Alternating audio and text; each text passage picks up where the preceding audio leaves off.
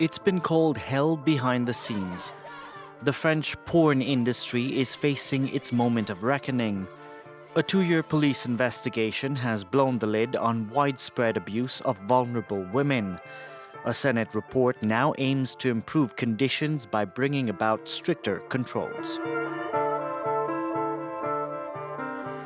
Hello and welcome to this edition of France in Focus. I'm Delon de Souza.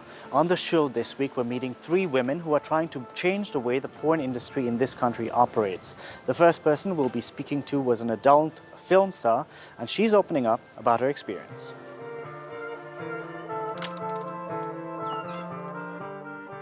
Thank you very much for speaking to us. How did you start, end up in the porn industry? I was already working in the sex industry. I was an escort, and one of my clients, who was passionate about pornography, did everything to get me into it. And in the end, I gave in, and that's when I met Pascal Opé from the French website Bukake. Can you tell us about your first experience in porn? How did it go? Well, we weren't told when we would eat or where we'd be sleeping. We didn't know who we'd be acting with.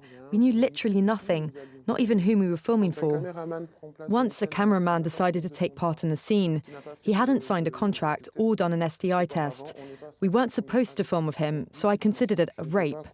I didn't consent to filming with him, and I told them I didn't want to. They told me not to make such a fuss, so I just had to deal with it. But I didn't want a facial, and I didn't want to do it with that man. So you had a contract? We signed the contract at the end, right at the end of 2 or 3 days of filming, when we'd finished all the scenes before being paid. And there was nothing stipulated on the contract.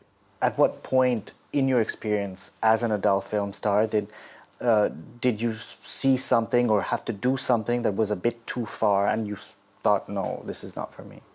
I only really became aware of it when the organizations who want to end pornography began to support me. They helped me put a name to what was happening to me, with judicial terms like sexual assault and rape. In the moment, even if it felt like it wasn't right, they made us believe it was normal. During your experience, did you see male actors who were also in the same situation as you, or was it just the women? I think men were manipulated just as much as women because they needed the money. When the justice system normalizes violence, actors normalize it too, so they carry on. If justice doesn't realize that it's wrong, how could we? You decided to go onto Twitter and share your experience. What reaction did you get? At first, the reaction was mostly bad. Everyone was scared to lose their job, so no one would support me. And 2.5 years later, we've gone from 1 or 2 people coming forward to hundreds who are speaking out and supporting us. But at the start, there was really very little support. You also went to the police to file a complaint. What reaction did you get from them? The police's reaction was dismal. First of all, they didn't understand why I was filing a complaint. They didn't understand that a porn actress could be raped. One policewoman told me word for word that I should have expected it. A woman? A woman, yes. It's a battle to get the police to take us seriously, to let us file a complaint, and understand that it was really an assault, a rape. We have to explain their jobs to them, explain fundamental rights again. Thank you very much for speaking to us. Thank you for giving me the chance to speak.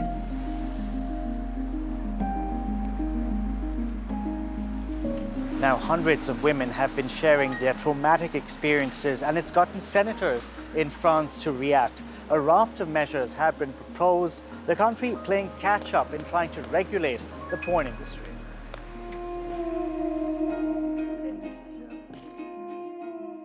Madam Senator, thank you very much for speaking to us.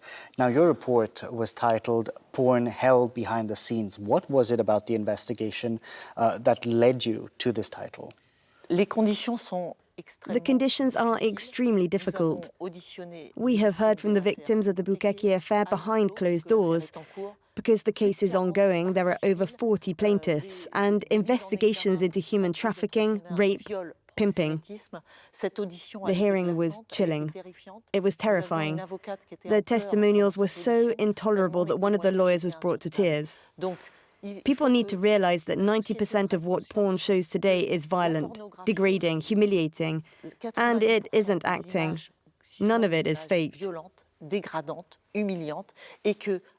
So when a person consumes these films, it's real. Blood is real, the tears are real. When they pull their hair, it's real.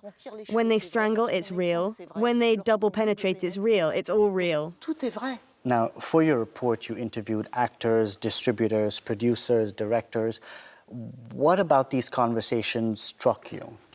The testimonies we heard all suggested the same thing, that the porn industry today is totally opaque, much of which is based in tax havens. They get millions of views, and behind all that, there are individuals who otherwise have nothing to do with the sex business or the creative side of it, but who are financing it and are making money at the expense of victims. In your opinion, how would you improve conditions in the porn industry? We decided to not go down the regulatory route or the abolitionist route. The regulatory route would have been, okay, let's do more contracts. For example, let's recommend what some producers are already doing, hiring intimacy coordinators. The abolitionist route would have been, well, let's abolish pornography. That would have been all well and good, but in reality, it's impossible because it's an international industry. So our conclusions were that pornography has to be part of the public debate, which isn't the case at the moment. But we also proposed a certain number of measures on children's access, for instance. 1 in 3 children under the age of 12 has accessed pornography, voluntarily or not, and 2 in 3 under 15s.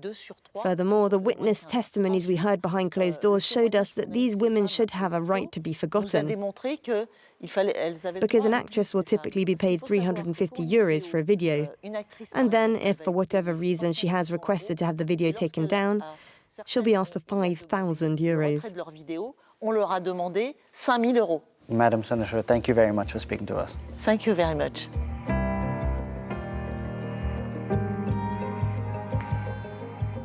Now, there are some within the porn industry who are trying to do things differently by providing an alternate vision of sex. That's something our next guest is striving for.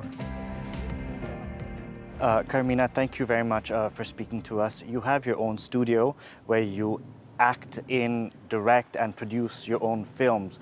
What makes your product different? I think I would call the films I make alternative. I'm trying to show something a little different to what's called mass-produced porn.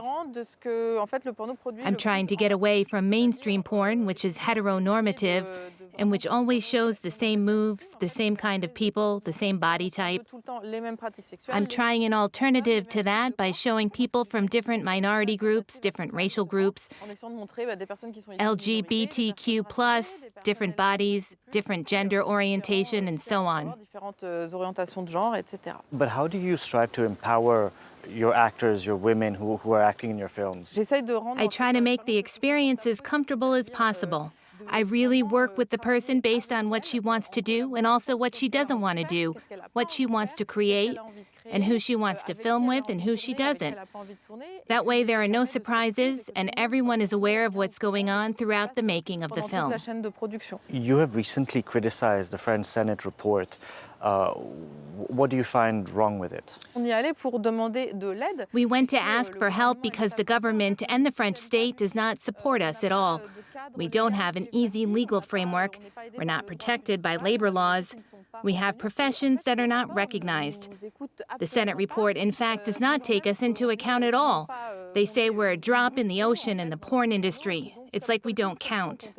I feel they want us to disappear when they should be helping us so that there are more of us, and porn made in France is more interesting, more inclusive, and more respectful to workers. We met a senator and she said that what you're trying to do, ethical porn, is almost a fantasy because most people who are viewing porn want to see the hardcore stuff, want to see, bukkake and things like that. What do you say to that? I'm really bothered by that kind of argument for two reasons. First of all, because it's not true. There aren't a majority of people who want violent content. That's not the case. And the majority of porn online is not violent. We've even seen a trend a little away from certain violent practices. And the second reason is that if there are people who like extreme practices, then what is the problem with that? Are we saying some people's sexual fantasies are not okay? That's an inappropriate moral judgment people shouldn't make. Do you fear more regulation will just push things underground for the main porn industry? Some people in France would like to ban big porn websites such as Pornhub and so on, but it will only push online traffic to other websites that are not as well known, which are less clean, and which have more pirated and more illegal content. And not made in France, and not necessarily made in France. Yeah, of course. And where do you stand on controlling adult films for minors, people below 18? Well, I am in fact part of a structure in which almost all the films offered are ones you have to purchase. And that is a good starting point for limiting access to people who are underage. I believe that young people, young adults, need more sex education. And it is in that framework that they should learn about pornography so that they understand what it is and why it's there. They need to be explained that it's fiction, a movie, a representation of sexual fantasies. In the same way that The Fast and the Furious isn't a film about how to learn to drive, porn isn't a film about how to have sex. Thank you very much for speaking to us. Merci. That's it for this edition of France in Focus. From all of us on team, thank you very much for watching.